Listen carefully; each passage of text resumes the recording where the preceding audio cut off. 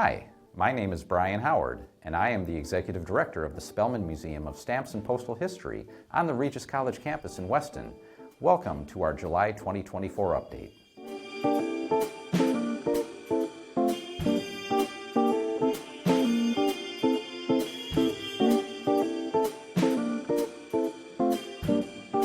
This summer is a slow time at the Spellman, with Regis College out of session and many residents heading out of town on vacation. We're using this time to update our facility and prepare for the return of students and more activity in the fall. 2 new exhibitions by Assistant Curator John Everett have been installed in the museum's main gallery. Time is Money, U.S. Dollar Plus Stamps 1893 to 2024 is a comprehensive review of all U.S. issued stamps of $1 or more. This timeline display begins with the 1893 Columbian $1 to $5 stamps and ends with a $30.45 Cosmic Cliff stamp, which is the highest face value postage stamp issued by the U.S. Postal Service. A second exhibit has debuted on the verge of this summer's Olympic Games. Curated by John Everett and his wife, fellow 1980 Olympic rowing team member Betts Kent, this multi-panel exhibition of Olympic stamps and postal ephemera is complemented with artifacts from past Olympiads. These include a torch from the torch relay leading to the 1996 Games in Atlanta and an 11-foot-long Olympic flag from the 1976 Montreal Games in which John competed. The museum store is undergoing a second phase renovation, this time focused on improving our product displays and making the customer experience easier. New store manager Jerry Valencourt has brought in a lifetime of retail experience to the museum and steered it to our benefit. Jerry has been updating our shelves of supplies, postcards, and books, and making our square point-of-sale system easier to navigate. The museum is hitting the road next month, participating in the Great American Stamp Show in Hartford, Connecticut. Our booth will be located in the Rarities and Special Displays section.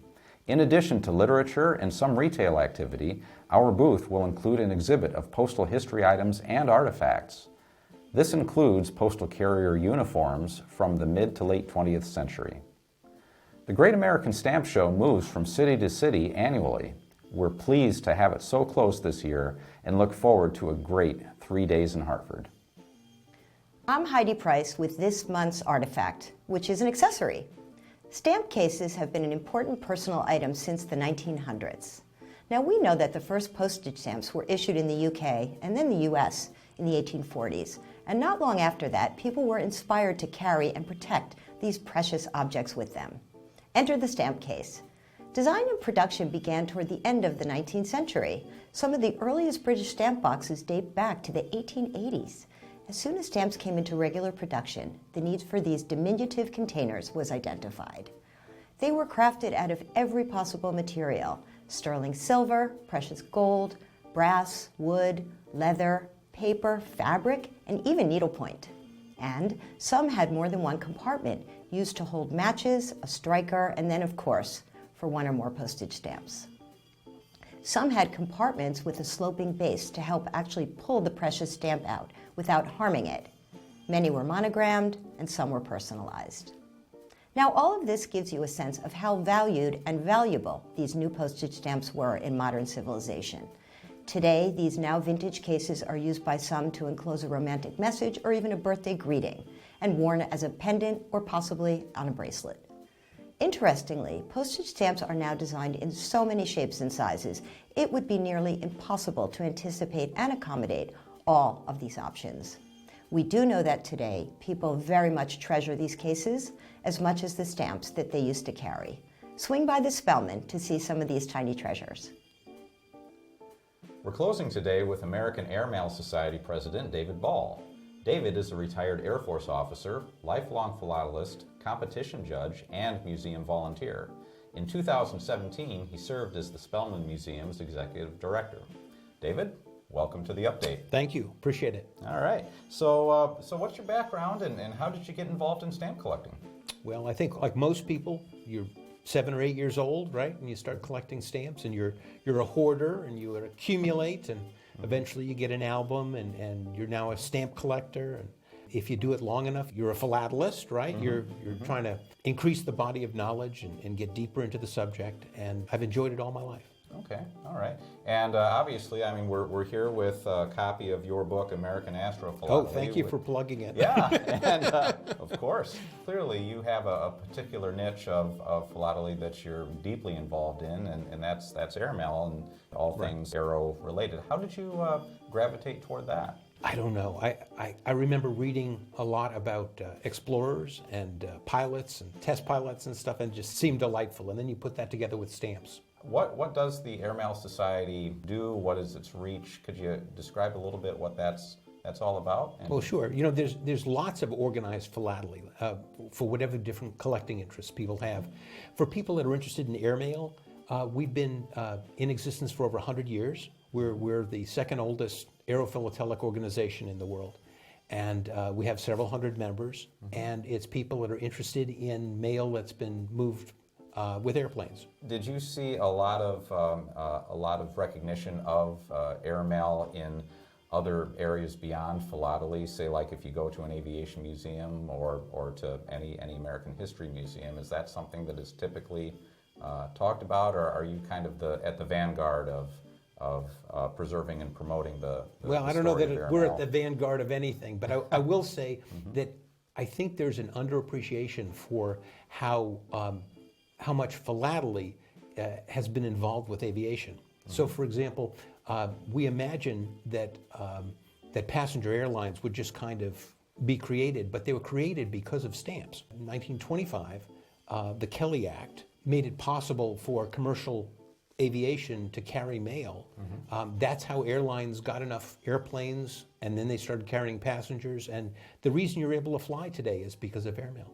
Now you're also a competition judge for philatelic shows, right? And it's been fascinating though, seeing just how involved this process is, the competitions, the judging, and just how high of a level of finish these exhibits have to be in order to garner awards.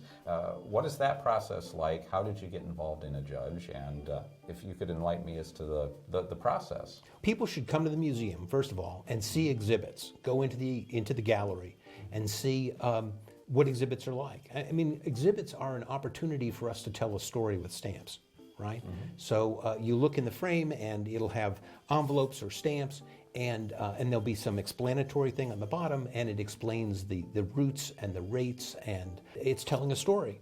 And as a judge, my role is to evaluate how well someone who's exhibiting is able to conform to the different rules that we create. So things like the story are important, how rare something is, what the condition of the material is, the presentation, whether it's easy to read, things like that. And all those things give you points, and whoever gets the most points wins. Just a couple more quick questions here. As far as the museum goes, is there, in your opinion, a most important aspect of the museum? Yeah, well, it depends on who you are, right? I mean, you've got people that come to the museum who don't collect stamps, who are just there because they want a museum experience, and they get a wonderful one, right? So for them, they need to be there for the gallery, or they need to be there for your events. For somebody like me, who's interested in learning more about the stamps that I have, or developing a new exhibit, or I'm writing an article that I need to research, you have a tremendous library. Now, there are only 12 philatelic libraries in the country, and yours is one of the finest.